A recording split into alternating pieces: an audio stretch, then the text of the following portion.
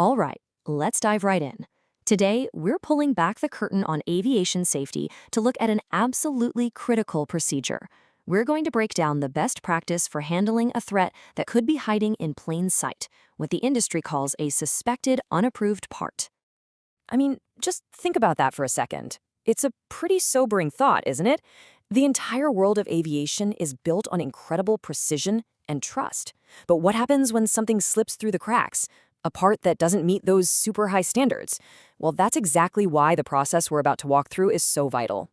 So, first things first, let's get the lingo down. The industry term is suspected unapproved part, or just SUP for short. Now, this isn't just a part that's a little bit off. It's any component where there's any reason to believe it's not legit. Maybe the paperwork is fishy, it looks physically different, or it shows signs of tampering. It's that first red flag that kicks off a whole safety process. So, to really get how the industry deals with this threat, we're going to follow the investigation from start to finish. We'll start with why these parts are so dangerous, then get into the initial inspection, see how a suspect part is isolated, watch the internal team investigate, find out when the authorities get involved, and finally, see how the case gets closed.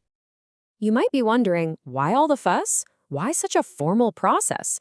Well, it's because even a single unapproved part could potentially compromise an entire aircraft. This procedure isn't just some internal company policy. It's a crucial line of defense that makes sure everyone is complying with the highest international safety regulations. And what's really interesting here is that this shows it's a global thing. We're talking about EASA in Europe, the FAA in the US, and ICAO, which sets the standards for pretty much everyone. The threat of USPs is a worldwide problem, and this is the harmonized global playbook for keeping them out of our skies. So, how does an investigation like this even kick off? It all starts with the detective in our story, the inspector for the technical store. This is the person on the front lines, the one whose trained eye is meant to spot the very first sign of trouble. And believe me, they have a serious checklist. They verify all the certification paperwork is there. They comb through its maintenance history. They inspect the data plate to make sure the manufacturer's info looks legit. They're looking for any physical signs of tampering. And, this is huge, they cross-reference the part against official databases from both EASA and the FAA, plus their own company's internal library of past SUPs. Each check is another layer of safety.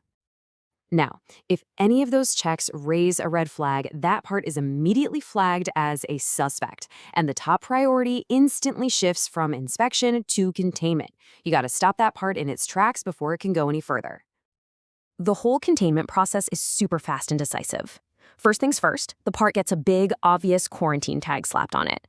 It's a clear signal to absolutely everyone, do not touch, this thing is under investigation. Second, the reason for the quarantine is logged right there on the tag. This creates a physical paper trail that travels with the part, so the context for why it was flagged is never, ever lost. And finally, it's literally locked up. The part is moved to a secure quarantine area to make 100% certain it can't accidentally get mixed back in with the good inventory. And this part right here is so important. You don't just send the problem back to where it came from. That part stays put until the investigation is totally done. If you send it back too early, it could just pop up somewhere else in the supply chain. The goal is to eliminate the threat, not just pass the buck. That inspector who first found the part, they're not working alone. The second a part is quarantined, it's like an internal alarm bell goes off. It triggers a coordinated response, pulling in a whole team of specialists from across the company to dig deeper.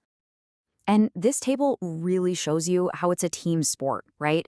The inspector kicks things off with an email, the store's manager takes the lead on the investigation, the material planner starts figuring out how to solve the supply problem this just created, the technical library logs everything for future reference, and it all flows through safety compliance, which is kind of like the central command post managing the whole official process.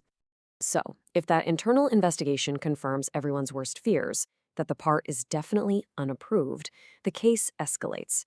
It goes from being an internal company issue to an official safety report filed with the highest authorities in aviation. This is where it gets really serious. And let's be clear, this isn't optional. The Safety Compliance Department is required to report their findings to the National or International Aviation Authority. This makes sure that crucial information about a dangerous part gets shared across the entire industry, so other companies don't fall into the same trap. And we're not just talking about a quick note. This involves specific, really formal paperwork. For Europe, it's a super detailed ESA questionnaire you submit through a confidential portal. In the US, it's the FAA's official Form 8120-11. The level of detail they require really tells you just how seriously these agencies take this stuff. Okay, we're in the home stretch. After all the investigations are done, a final verdict has to be made on the part itself. What happens to it now? The manager of stores is the one responsible for carrying out the final decision. And as you can see, there are a few possibilities. The part might be scrapped, totally destroyed so it can never be used again. Sometimes it might be returned to the supplier, but with a ton of clear documentation. And in very rare cases, if it's somehow proven to be safe after all, it might be accepted. The key is that a clear final action is taken. So when you look at the whole thing, from that first little flicker of suspicion all the way to the final decision, this entire procedure is a perfect example of a safety best practice in action. It's like a chain of custody for a problem, with clear checks and balances all designed for one single purpose: to protect the supply chain and keep every single flight safe. This whole thing is just one of thousands of these invisible safety nets that are working all around us every single day. It really makes you wonder, doesn't it? What other amazing, hidden procedures are quietly working in the background to keep our incredibly complex world running smoothly and safely? Thanks for tuning in.